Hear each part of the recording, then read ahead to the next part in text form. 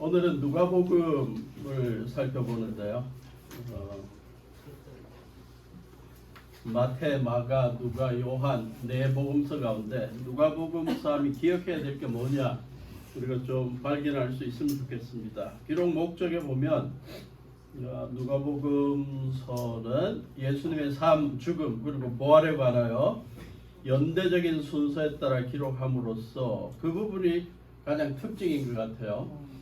마태, 마가, 요한 다 예수님의 이 땅에서의 공생애를 기록하고 있지만 특별히 누가는 예수님이 태어날 때, 예수님의 어린 시절, 또 공생애를 준비할 때, 또 공생애 때 있었던 일, 그러한 걸 좀 전반적으로 역사가 예수님의 삶이 진행되는 데 따라 연대적인 순서에 따라 기록하고 있다. 그게 누가복음의 특징입니다. 그래서 누가복음의 처음 독자, 누가복음이 전해질 때 특별하게 그 의도된 독자가 있었습니다. 이 사람은 꼭 읽어야 된다. 그 사람이 데오빌로인데요. 그를 비롯해서 또 다른 독자들로 하여금 예수님을 만민의 구세주로 믿도록 권하기 위해서 기록되었다. 예수님이 마태복음 같은 경우는 유대인들의 왕이다. 유대인들의 구약에 예언된 메시아가 성취된 분이 예수님이다. 그런 식을 강조했다면 누가복음은 유대인뿐만 아니라 이방인들을 포함해서 온 백성들의 구세주가 예수님이시다. 그것을 강조하는 책이 누가복음입니다. 누가 기록했냐? 누가라는 사람이 기록했는데요. 그의 직업은 의사였습니다. 골로새서 4장 14절.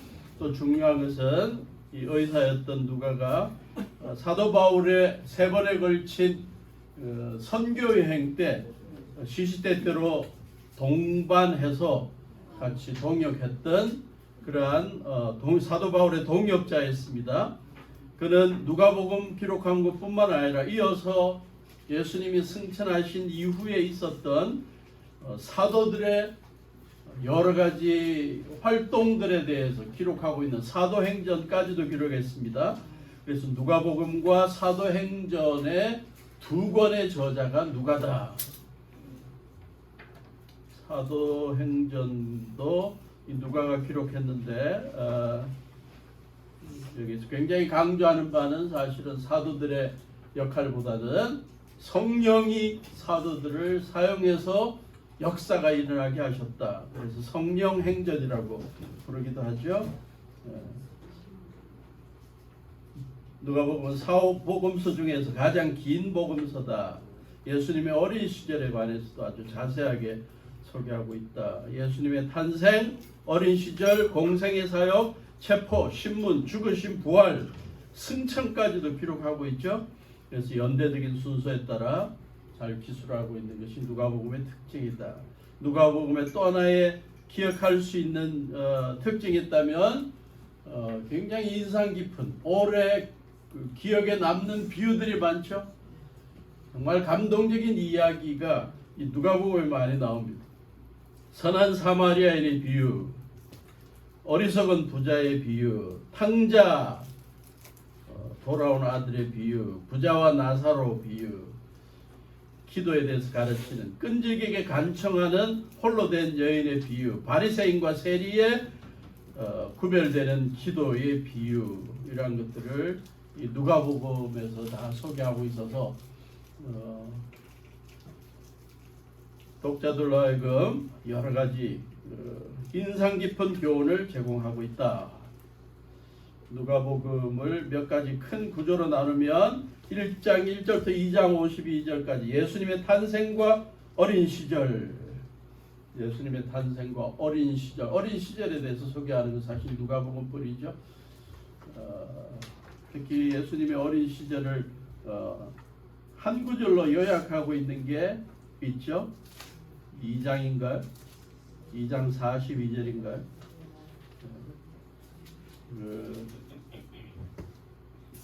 안혜옥 선생님이 반포교회 그 유치부 담당할 때 저보고 가끔 설교하라 그러고 설교하면 어린아이들 두고 설교를 할 본문이 별로 없잖아요. 그때마다 제가 뽑았던 게 이 누가복음 4장 2장 42절에 어머니가 해가지고. 52절이구나. 네. 예수는 지혜와 키가 자라가며 하나님과 사람에게 더욱 사랑스러워 가시더라. 그래서 지적으로도 자라가고 지혜를 지적으로라고 표현하면 오늘 설교하고 좀 반대되는데 지적으로뿐만 아니라 삶의 여러 영적인 면까지도 지혜로워지고 키가 자라가고 육신적으로 자라가고 하나님 앞에서 사람 앞에서 사랑스러워 갔다. 예수님의 어린 시절을 제가 하나로 요약하고 있습니다.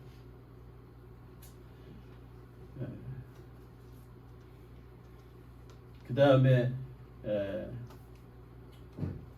52절에 그러한 언급이 있기 바로 전에 예수님이 몇 살 때? 12살 때 성전에 갔다가 성전에서 가르치는 자들하고 같이 하루 내도록 토론하고 부모님들은 당연히 집에 따라올 줄 알고 집에 가다가 얘가 왜 안 오지? 그래서 놀래갖고 돌아갔더니 성전에서 성경을 논의하고 있더라. 그래서 다들 놀랄 정도로 이 어린아이가 뛰어난 하나님의 말씀에 뛰어나더라. 야, 왜 놀라키냐? 너 찾는다고 얼마나 고생한 줄 아냐? 그랬더니 49절에 예수님께서 부모에게 뭐라 그랬죠? 어찌하여 나를 찾으셨습니까? 내가 내 아버지 집에 있어야 할 줄을 알지 못하셨습니까? 12살짜리가 당돌하게 성전이 내 아버지 집이고 그런 걸 모르고 자꾸 그렇게 꾸짖습니까? 아주 특이한 예수님의 어린 시절부터 영적으로 벌써 하나님 아버지께서 자기의 아버지라는 걸 알고 계셨다. 왜 12살이냐? 유대인들은 13살 되면 성인식을 하죠. 아주 오래된 그 전통입니다.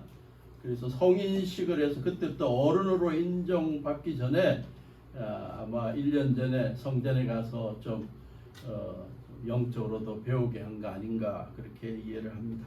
3장부터 4장, 3장 1절부터 4장 13절 공생의 사역을 준비하시는 예수님. 3장에 보면 예수님이 요한에게 침례를 받는다.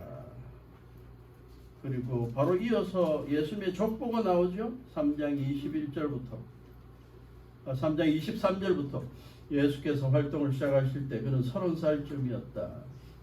요셉의 아들이었는데 거슬러 올라가니까 38절 에노스, 셋, 아담에게 이르는데 아담은 하나님의 아들이었다. 마태복음에 보면 아브라함과 또 다윗과 아브라함의 자손 예수라고 소개하는데 누가복음에는 예수님의 조상을 누구까지 올라갔다?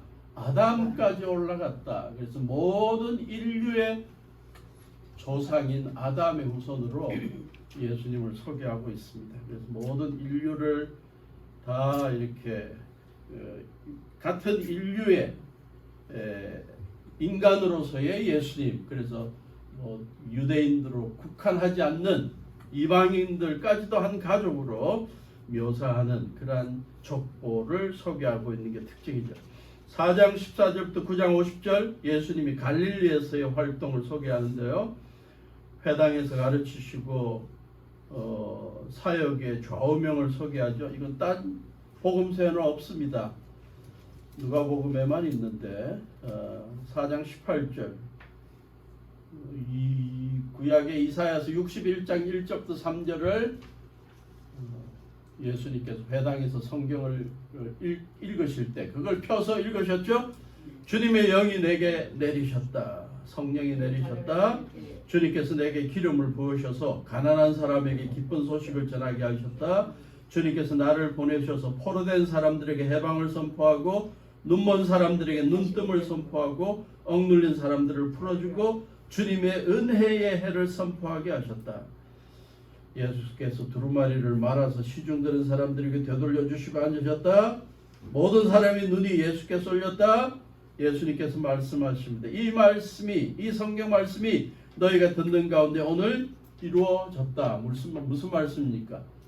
내가 앞으로 이러한 사역을 실행할 것이다. 예수님의 사역의 좌우명을 소개하고 있습니다. 그 다음 귀신 들린 사람, 온갖 병자를 고치시고 복음을 전하시고 제자를 뽑으시고 나병 들린 사람, 중풍병자를 고치시고 손 마른 사람을 고치시고 제자들을 가르치시고 백부장의 종을 고치시고 부지런히 일하십니다. 과부의 아들을 살리시고 예수님의 한 여자가 예수님께 향유를 붓고 4가지 땅에 떨어진 씨 비유를 말씀하시고 바람과 물결을 잔잔하게 하시고 야이로의 딸을 살리시고 12제자를 보내시고 5,000명을 먹이시고 베드로의 고백을 받으시고 죽음과 부활에 대해서 예고하시고 변화산에서 구약의 지도자들 모세와 엘리야를 만나시고 인자가 넘겨질 것을 예언하셨다. 부지런히 사역하시는 예수님을 소개하고 있습니다.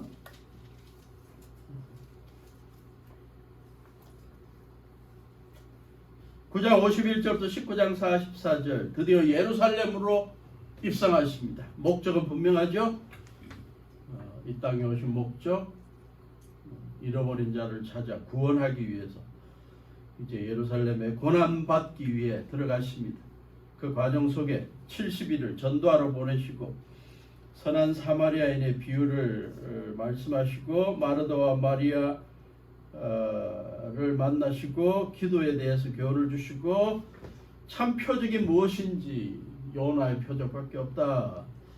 사흘 만에 다시 살아나실 것을 예언하시고 바리새인과 율법 교사들과 논쟁하시고 부자 비유를 하시고 염려하지 말라는 마태복음 6장에 나오는 말씀을 여기서 소개하고 있고 깨어 준비하라 큰 잔치 비유.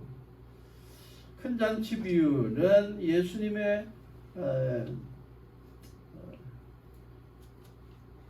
예수님을 하나님의 아들로 또 메시아로 믿지 않는 자들에 대한 일단 그 경고를 말씀하시는데요. 한번 읽어볼 필요가 있습니다. 14장 15절부터 24절. 하나님의 나라에서 음식을 먹는 사람은 복이 있습니다. 그랬더니 예수님께서 16절 어떤 사람이 큰 잔치를 베풀고 많은 사람을 초대했다. 하나님께서 천국 잔치를 버리고 이 세상의 죄인들을 다 하나님의 백성으로 초대하는 거죠. 잔치 시간이 되어 자기 종을 보내서 준비가 다 되었으니 오십시오 하고 초대받은 사람들에게 말하게 했는데 다 핑계대더라. 믿음의 초대를 했는데 하늘나라에 초대를 했는데 핑계대고 안 오더라. 어떤 사람은 어떤 핑계를 댔다. 18절 밭을 샀는데 농사 지어야 되니까 양해 주기를 바라오. 19절 내가 결있어 5쌍을 샀는데 시험하러 가는 길이요 양해 주기 바라오. 장가를 들어서 아내 맞이했어. 신혼여행 가야 되겠어. 21절 종이 돌아와서 그대로 주인에게 말했다. 그들이 주인이 노했다. 그들 다들 바쁘다고 나의 초대를 거부하는 자들 그들 계속 억지로 그렇게 초대하고 싶지 않다. 어서 시내 거리와 골목으로 나가서 가난한 사람들, 지체 장애가 있는 사람들, 눈먼 사람들, 다리 저는 사람들 데려오더라. 22절 주인님 분부대로 하였습니다. 아직도 자리가 남아 있습니다. 그랬더니 큰 길과 산 울타리로 나가서 사람들을 억지로라도 데려와서 내 집을 채워라. 초대를 받은 사람들 가운데는 아무도 나의 잔치를 보지 못할 것이다. 지금 이게 어떤 비유의 이야기입니까? 하나님께서 자기의 택함 받은 백성, 이스라엘 백성들, 유대인들을 하나님의 나라의 백성으로서 잔치에 초대를 했는데 다 바쁘다 그러고 관심 없는 거예요. 그랬더니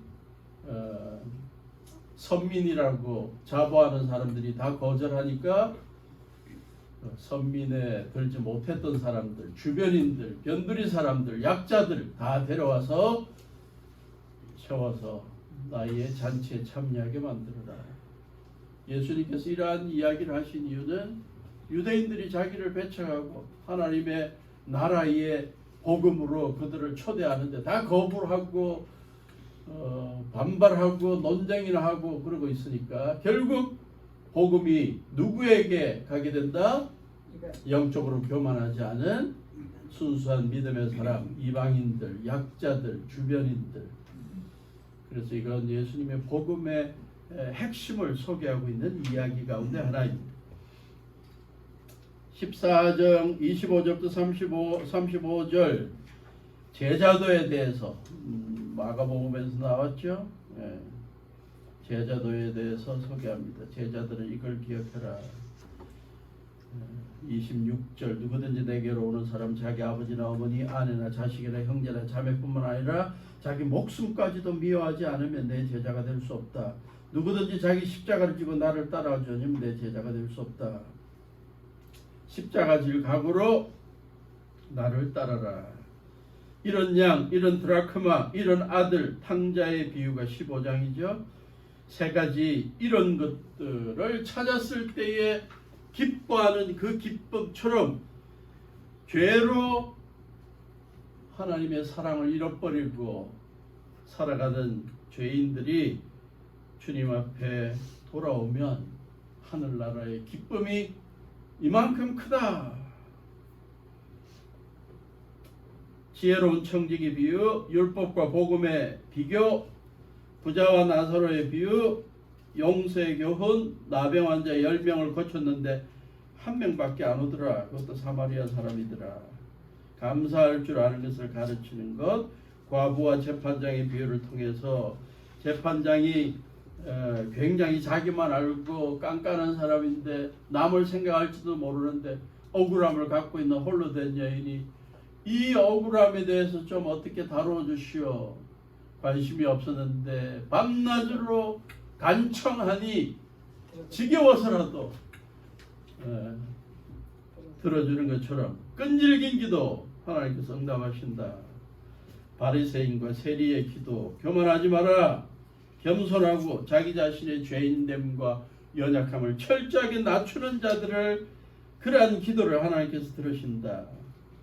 부자 관리를 향한 교훈, 죽음과 부활의 예언을 하시고 삭개오를 만나셔서 그의 삶을 변화시키고 은열문화의 비유, 달란트 비유하고 비슷한 거죠. 그 다음에 19장 45절부터 24장 53절 예루살렘에서 예수님이 어떠한 마지막 날들을 보냈냐. 성전을 청결하게 하시고 대제사장과 서기관들과 논쟁하시고 포도원 농부 비유를 하시고 부활에 대해서 부활이 있냐 없냐 논쟁하시고 가난한 과부의 헌금, 환란의 징조, 예루살렘 환란과 예루살렘의 임박한 환란과 그것이 지난 다음에 인자가 오실 것을 예언하고 유다가 배반하고 유다의 배반을 예언하시고 마지막 만찬 하시고 체포당하고 신문당하고 십자가를 지시고 부활하시고 제자들에게 나타나시고 승천하셨다. 그게 누가복음 19장부터 소개되는 내용입니다. 자, 이 누가복음에서 우리가 눈여겨 보아야 할 사건들, 또 가르침들, 또 반복되는 고백들, 이러한 것들을 모아서 주제로 삼을 수 있는 게 뭐냐. 미국의 루터 신학교의 신약교수 매튜 스키너라는 사람의 글을 보았더니 Theological Themes in Luke, 누가복음의 신학적 주제들, 그래서 뭐 여러 가지를 소개했습니다. 그냥 제목 먼저가 소개했습니다. 예수님의 승천을 소개하더라. 24장 50부터 51절. 그분은 누가복음에만 있다 그런 식으로 설명을 했는데 마가복음 끝에도 있죠. 네. 마태하고 요한은 승천 이야기는 없는데 예수님이 누가복음을 보면 승천하셨다 하는 것을 분명히 밝히고 있습니다. 또 누가복음에는 성령의 역사에 대해서 곳곳에서 언급합니다. 예수님의 탄생도 성령으로 탄생하시고 그 다음에 여러 역사들마다 성령께서 역사하셨다는 걸 언급합니다. 예루살렘과 성전의 중요성을 소개합니다. 마태복음 같은 경우는 갈릴리에서의 사역이 많이 강조되는데, 물론 또 누가복음에도 갈릴리 사역이 소개되지만, 그러나 굉장히 중요한 사건들과 교훈들이 예루살렘과 성전과 연관되어 소개되고 있다. 예수님을 누가복음은 누구로 묘사하냐? 주님으로, 메시아로, 하나님의 아들로, 인자로 묘사되고 있고요. 또 누가복음에는 예수님의 가르침과 유대교의 가르침을 비교하는 경우가 많고, 하나님의 나라, 하나님의 통치에 대해서 많이 언급하고 있고, 돈, 물질에 대해서 누가복음은 굉장히 자주 언급합니다. 또 중요한 것, 누가복음에는 소외된 자를 향한 예수님의 관심을 많이 소개하는데, 병자, 장애자, 이방인, 난민, 어린이, 여인, 가난한 자, 노예, 창녀, 홀로 된 이들, 세리들, 사마리아인들, 이방인들, 이들에 대해서 예수님이 관심을 가지시고 이들의 믿음, 또 이들에 대한 긍휼의 필요성, 이런 것들을 많이 소개합니다. 누가복음은 다른 복음서보다 기도에 대해서 굉장히 자주 예수님께서 가르치시죠. 그 다음에 구약의 약속과 또 신약의 성취, 이런 것들을 자주 언급한다. 예언자들의 활동도 자주 언급되고, 회개를 강조하고, 또 가장 중요한 것 가운데 하나, 복음의 세계 보편성, 좀 어려운 표현인데, 예수님을 통해 이루어진 죄사함, 또 구원, 또 부활과 영생, 이러한 복음의 소식이 유대인들만에 국한된 게 아니다. 세계 어느 민족이든 보편적으로 믿을 수 있는 거고, 보편적으로 역사하는 거다. 그래서 땅끝까지 이 복음이 전파되어야 되고, 이 복음은 만민을 위한 것이다. 이것을 강조하고 있습니다. 자, 스키너의 이 주제는 이 정도고요. 여러 학자들의 의견들이나 이런 걸 좀 모아 보면서 제가 몇 가지 누가복음에서 기억해야 될 것들을 소개합니다. 첫째, 하나님의 구원 계획은 예수님을 통해 성취되기 시작했다. 교회를 통해 아직도 진행되고 있다. 하나님의 구원 계획은 예수님을 통해 성취되기 시작했다. 예수님이 이 땅에 오신 것은 하나님이 온 만민을 구원하려고 하던 하나님의 구원 계획이 예수님이 이 땅에 탄생함으로 시작되었고, 성취가 시작되었고,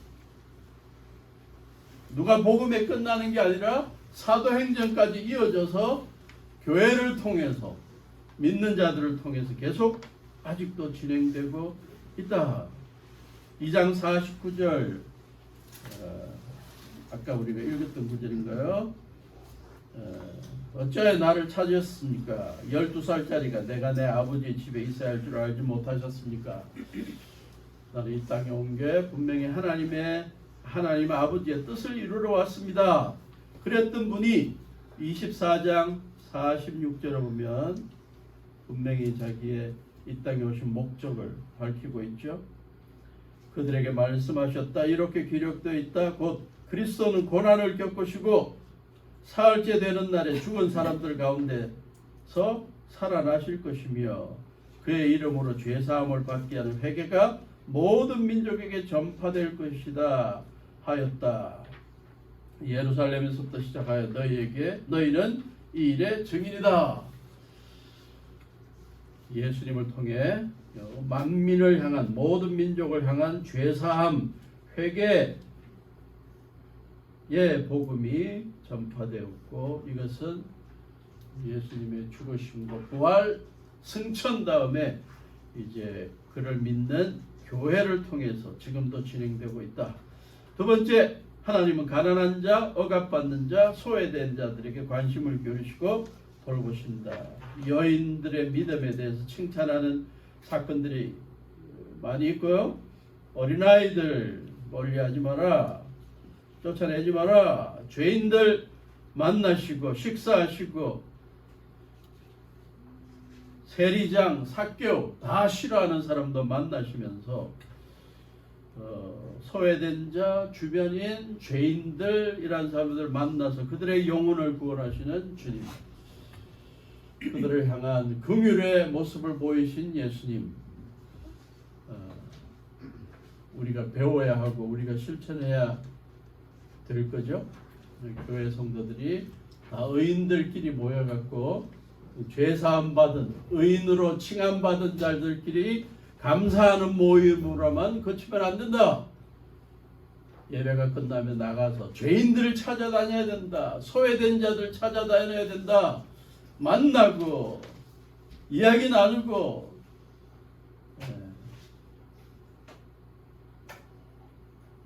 먼저 이야기를 꺼내고, 삭교, 뽕나무 위에 올라가 있는 삭교를 보면서 예수님이 그냥 지나치지 않죠? 말 먼저 걸고, 야, 오늘 너 집에 신방 갈게. 그 한 번의 대화의 시작이 사람의 영혼을 바꿀 수도 있다.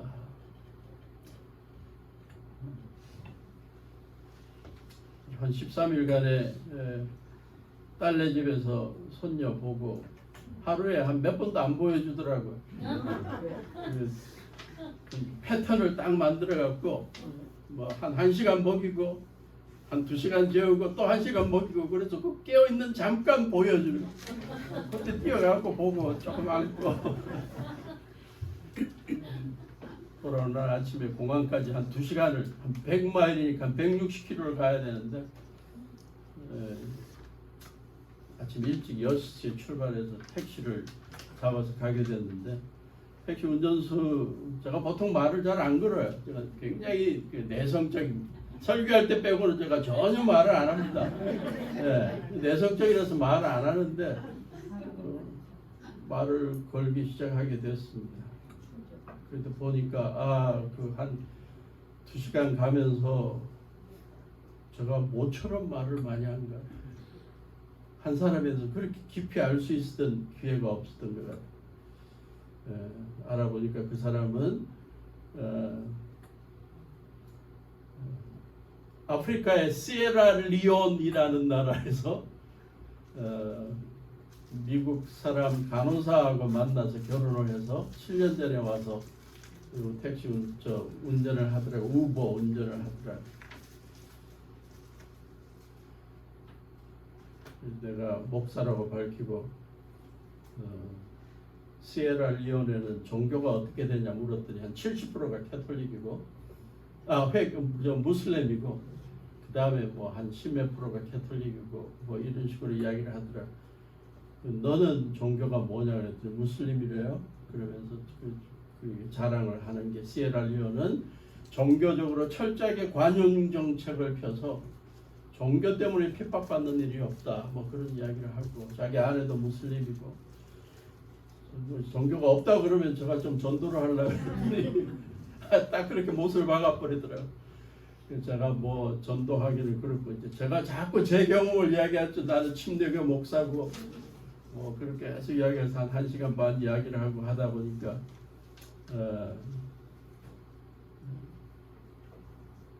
이메일까지 주게 되고요. 앞으로 계속 연락하자. 그래서 제 이메일도 주고 그랬습니다.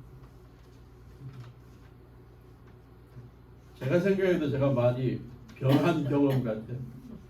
제가 사람에게 말을 먼저 걸었다.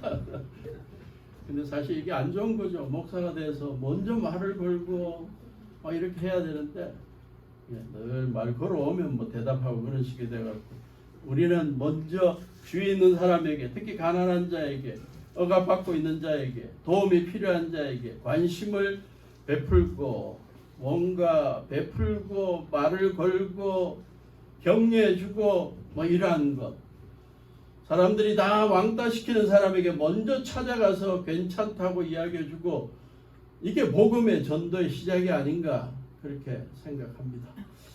말이 길었네요. 세 번째, 구원의 복음의 세계 보편성. 구원의 소식, 복음은 유대인들뿐만 아니라 이방인들을 위한 것이기도 하다. 2장 32절이 뭔데 저기에 적혀 있나요? 누가복음 2장 32절.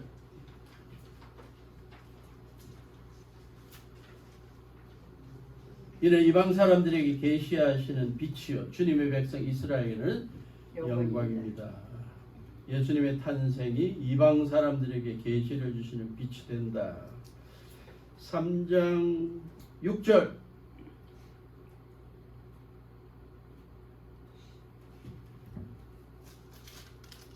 모든 사람이 하나님의 구원을 보게 될 것이다. 예수님이 모든 백성에게 하나님의 구원을 주게 되는 메시아라는 것을 선포한 침례 요한의 고백, 구약의 예언을 여기에서 지금 침례 요한을 통해서 나타나고 있죠.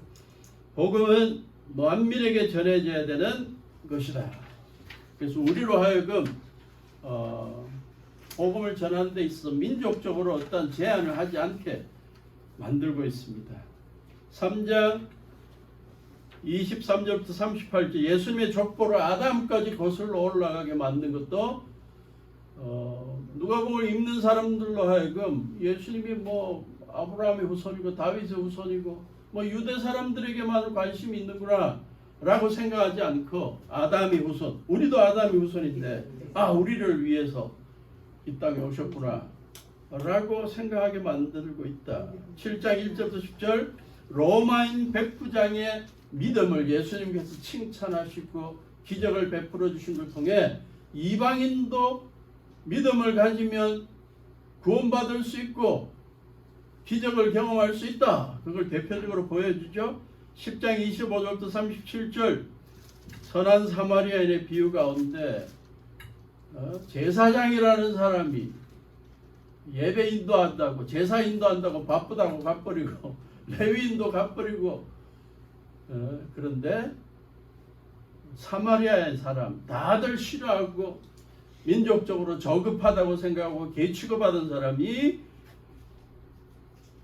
죽어가는 사람을 살려줬다. 예수님의 역설적인 이야기죠. 그래서 누구든지 이방 사람도 하나님의 은혜와 긍휼을 전할 수 있는 그러한 사람이다. 24장 47절 누가복음 24장 47절 그의 이름으로 죄사함을 받게 하는 회개가 모든 민족에게 전파되어야 할 것이다. 그 다음에 네 번째 누가복음에는 성령님의 활동이 굉장히 많이 언급됩니다. 예수님의 탄생, 또 자랄 때, 그 다음에 침례를 받으실 때, 마귀에게 유혹을 당하고 계실 때 성령께서 도와주셔서 이기게 하셨다. 성령님의 활동 무시하지 마라. 성령님의 활동을 늘 기대하며 성령님께 의지하고 살아라. 이러한 가르침이 사도행전에 가면 더욱더 강하게 강조되고 있습니다. 그 다음에 누가복음은 기도의 중요성을 강조하죠. 때가 있든 없든 예수님께서 기도하셨습니다. 3장 21절 어떤 상황에서 기도하셨죠? 3장 21절 백성이 모두 침례를 받았다. 예수께서도 침례를 받으시고 침례받고 기도하시더라. 보통 이 두 개가 연결이 안 되는데 그죠? 근데 예수님은 침례받자마자 기도하셨다. 하늘이 열리고 성령이 비둘기 같은 형체로 예수 위에 내려오셨다. 그리고 하늘에서 너는 내 사랑하는 아들이요 나는 너를 좋아한다 라는 말씀도 들으셨다. 5장 16절 예수께서는 외딴 데로 물러가서 기도하셨다. 열심히 복음 전하시고 병자들 낫게 하시고 시간이 좀 남으니까 기도하러 가셨어.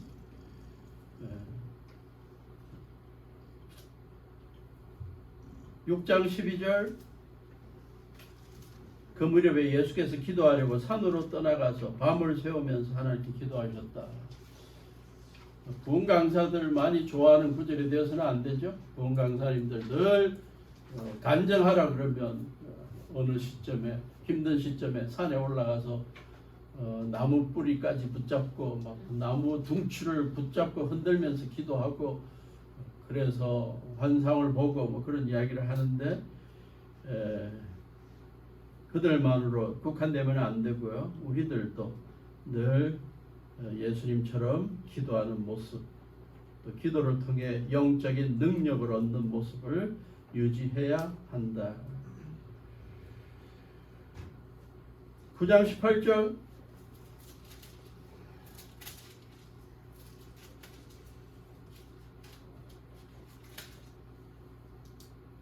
예수께서 혼자 기도하고 계실 때 제자들이 그와 함께 있었다.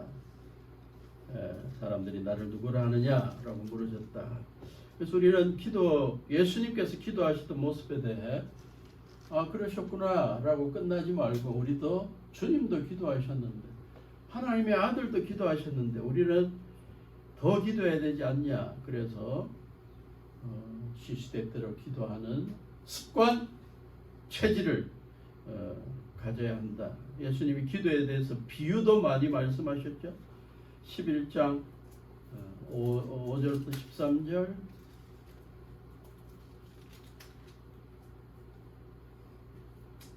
너희 가운데 누구에게 친구가 있다고 하자. 밤중에 그 친구에게 찾아가서 여보게 빵 3개만 구워주게. 내 친구가 여행 중에 왔는데 뭐 줄 게 없다. 그랬더니 친구가 뭐라도 그랬다고요. 야, 괴롭히지 마라. 문 닫혀있고 애들 자는데 깨우지 마. 시끄럽게 할 것 같아서 내가 들어줄 수 없어.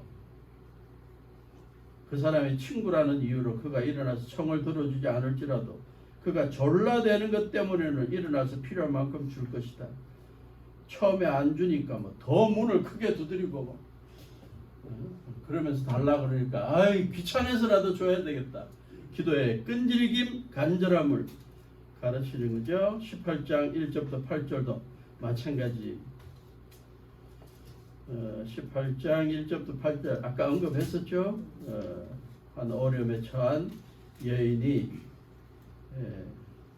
하나님을 두려워하지 않고 사람도 존중하지 않는 재판관에게 그 고래한 홀로 된 사람이 찾아가서 내 적대자에게 적대자에게서 권리를 찾아주십시오. 그래서 재판관은 안 들어주려고 그랬는데 4절 5절 이렇게 귀찮게 하니 그의 권리를 찾아줘야 되겠다. 사람도 귀찮게 할 정도로 부탁하면 조르면 들어주는데 하물며 하나님께서 하나님의 아들 딸이 살아가다가 힘든 일로 눈물 흘리며 콧물 흘리며 간청할 때 들어주지 않겠느냐. 간절히 기도해라. 끈질기게 기도해라. 우리가 기도에 대해서 좀 더 이 간절함과 끈질김을 배우는 계기가 누가복음을 통해서 생길 수 있기를 바랍니다. 마지막으로 누가복음에서 예수님에 대해서 어떠한 신앙 고백이 있었느냐 좀 살펴보았습니다. 1장 31절 32절에 천사가 예수님에 대해서 뭐라고 노래했냐. 도 없이 높으신 분의 아들 다윗의 왕위를 받으실 분이 탄생하신다. 1장 35절 천사가 말합니다. 거룩한 분이고 하나님의 아들이다. 2장 11절 천사가 예수님이 태어날 때 구주시다. 그리스도 주님이 탄생하신다. 4장 41절 귀신도 예수님에 대해서 뭐라고 고백했습니까? 하나님의 아들이시요 그리스도이신 줄 압니다. 9장 20절 베드로 주님은 하나님의 그리스도이십니다. 메시아이십니다. 구세주이십니다. 19장 10절 예수님은 자신을 뭐라고 표현했습니까? 인자는 이런 것을 찾아 구원하러 왔다. 죄로 말미암아 잃어버리고 하나님 앞에서 떠나 있는 자들 다 찾아가지고 구원해 주러 오신 예수님. 우리가 다 잃어버린 자였다. 우리가 다 하나님으로부터 벗어나 하나님의 사랑으로부터 떠나 헤매고 있던 자고 방황하던 자들이었다. 죽음을 향해 가고 있는 자들이었다. 그런데 예수님께서 이 땅에 오셔서 십자가에 달려 우리의 죄값을 대신 치러주시고 죽으시고 사흘 만에 부활하셔서 그것을 믿는 자는 다 믿는 우리는 구원받은 자로 하나님의 아들 딸로 삼아주셨다. 예수님이 십자가에 달린 것을 본 백부장이 뭐라고 고백합니까? 참으로 의로운 사람이었다. 예수님에 대해서 이러한 고백들을 하고 있습니다. 그래서 누가복음은 다른 복음서들과 공유하고 있는, 서로 같은 내용을 나누고 있는 부분도 있지만 또 독자적인 비유들, 사건들도 많이 있고, 특히 기억해야 될 것, 예수님의 어린 시절부터, 탄생 어린 시절부터 예수님의 성장해가는 과정 다 포함해서 연대적인 순서로 기록하고 있고, 특별히 가난한 자들에 대한 관심, 소외된 자들의 관심을 많이 보여주는 예수님을 소개하고, 성령의 활동, 기도의 중요성 이런 것을 강조하고 있고, 마지막으로 예수님의 복음은 만민에게, 모든 사람들에게 전해져야 한다. 그것을 우리는 이 땅에서 실현해야 하고, 이것을 실현한 대표적인 사람들이 사도들이고, 그것은 사도행전을 보면 누가가 아주 자세하게 선교 활동을 통해 이 복음이 만민들에게, 이방인들에게 뻗쳐져 나가는 것을 자세하게 소개하고 있고, 많은 목사님들이 이 시대를 사도행전 29장을 실현해야 되는 시대다 이런 표현을 쓰는데요. 지금도 성령의 역사로 복음은 전해져야 하고 땅끝까지 복음은 전해져야 하는 것입니다. 우리 반포침대교회가 이러한 복음을 계속 전하는 일에 같이 동참하는 교회가 되고, 직접 나가고 보내고 기도하고 물질로, 기도로, 여러 가지로 후원하는 교회로 쓰임받을 수 있기를 바랍니다. 다음 주에는 요한복음은 예수님을 어떻게 묘사하느냐 기대하시라. 개봉학도. 질문 있으면 질문하시고요. 없으면 오늘 이렇게 마치겠습니다. 감사합니다.